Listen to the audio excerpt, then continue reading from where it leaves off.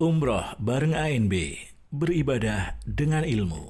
Assalamualaikum warahmatullahi wabarakatuh. Alhamdulillah wassalatu wassalamu ala Rasulillah wa ala alihi wa sahbihi wa mawalah. Ada pertanyaan, apa keutamaan memelihara kucing dan benarkah ketika orang memelihara kucing maka dosa-dosanya akan diampuni? Pertama yang perlu kita perhatikan bahwa dalam Islam memelihara kucing hukumnya diperbolehkan selama haknya ditunaikan. Dan bagian dari hak yang paling utama adalah hak nutrisi makanan. Apabila orang sudah menunaikan haknya, maka dia sudah menggugurkan kewajibannya. Salah satu di antara dalil bahwasanya haknya wajib ditunaikan adalah sebuah hadis yang diriwayatkan oleh Bukhari Muslim dari sahabat Ibnu Umar radhiyallahu anhuma. Nabi SAW pernah menceritakan, "Udzibat imra'atun fi hirratin sajanatha hatta matat." Ada wanita yang disiksa, yang dihukum oleh Allah gara-gara kucing. Kenapa? Dia kurung kucing itu hatta matat, sampai mati. Fadakhalat fihan nara, akhirnya dia masuk neraka. La hiya at'amatha, dia tidak kasih makan kucing itu. Wala saqatha, dia tidak kasih minum kucing itu. Idh habasatha, ketika dia kurung kucing itu.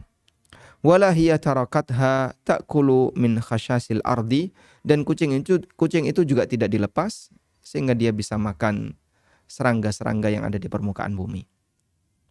Baik. Dari hadis ini kita bisa melihat bahwa orang yang memelihara kucing tapi tidak menunaikan haknya sampai akhirnya kucing itu mati atau sakit, maka orang itu berdosa karena ini termasuk di antara bentuk penyiksaan terhadap binatang. Kemudian berkaitan dengan status kucing sendiri, ini adalah hewan yang suci. Dan Nabi SAW mengizinkan kaum muslimin untuk kemudian bersinggungan dengan kucing karena dia bukan hewan yang najis. Disebutkan dalam hadis yang diriwayatkan oleh Abu Dawud dan yang lainnya, anna imra'atan arsalat biharisatin ila Aisyah. Ada seorang wanita yang mengirimkan makanan bubur kepada Aisyah radhiyallahu anha. Fawajadatha tusalli. Ternyata ketika itu Aisyah sedang salat. Fa asyarat ilayya an da'iha. Kemudian beliau berisyarat, letakkan makanan bubur itu. Faja'at hirratun. Kemudian datang kucing. Fa akalat minha. Dan kucing itu pun makan sebagian dari bubur tadi. Falamma sarafat akalat min haitsu akalat al-hirrah. Begitu Aisyah selesai sholat, beliau makan bubur tadi. Yang tadi baru saja dimakan oleh kucing sebagian. Faqalat, kemudian Aisyah radhiyallahu anha mengatakan, "Inna Rasulullah sallallahu alaihi wasallam qala," Rasulullah sallallahu alaihi wasallam pernah bersabda, "Innaha laysat binajasin.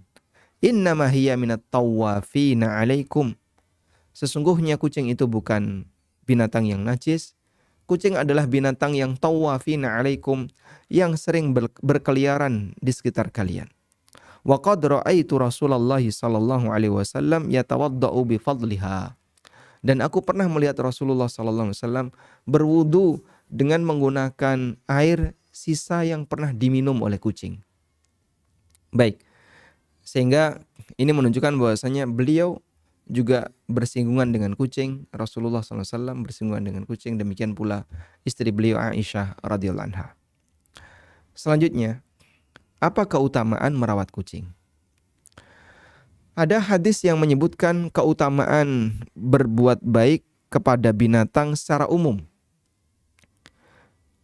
Berbuat baik kepada binatang secara umum dalam arti dia memberikan makan, memberikan minum kepada binatang itu. Disebutkan dalam hadis yang sahih, Rasulullah sallallahu alaihi wasallam pernah ditanya, "Qalu ya Rasulullah, wa inna lana fil bahaimi ajran?"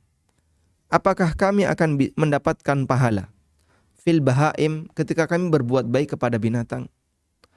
Faqala, kemudian Nabi sallallahu alaihi wasallam mengatakan, "Na'am, iya.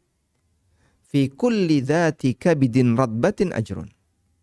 dalam setiap tindakan baik yang kita berikan kepada dzatika bidin ratbah, pemilik liver yang basah, maksudnya adalah makhluk hidup. Setiap perbuatan baik yang kita berikan kepada makhluk hidup, ajrun, di situ ada pahalanya. Dan hadis ini sahih, ya, diriwayatkan oleh Bukhari dan yang lainnya.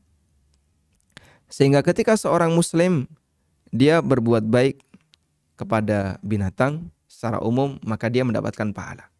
Dan ini tidak hanya terbatas pada kucing.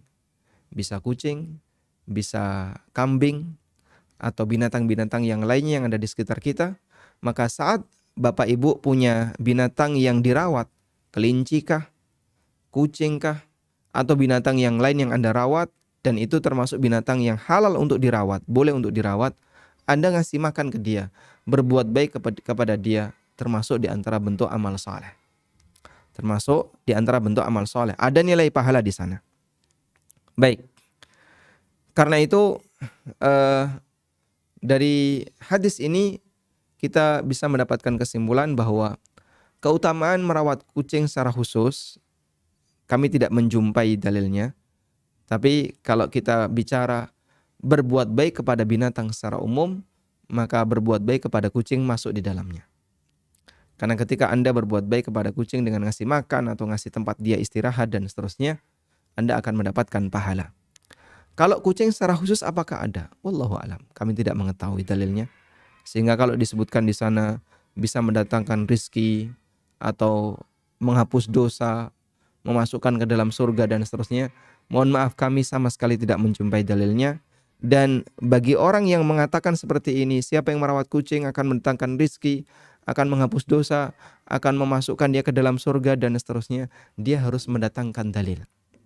Kalau tidak, mohon maaf ya, setiap ucapan yang berkaitan dengan masalah gaib dan hari kiamat atau apa yang akan terjadi di depan, ini harus dipertanggungjawabkan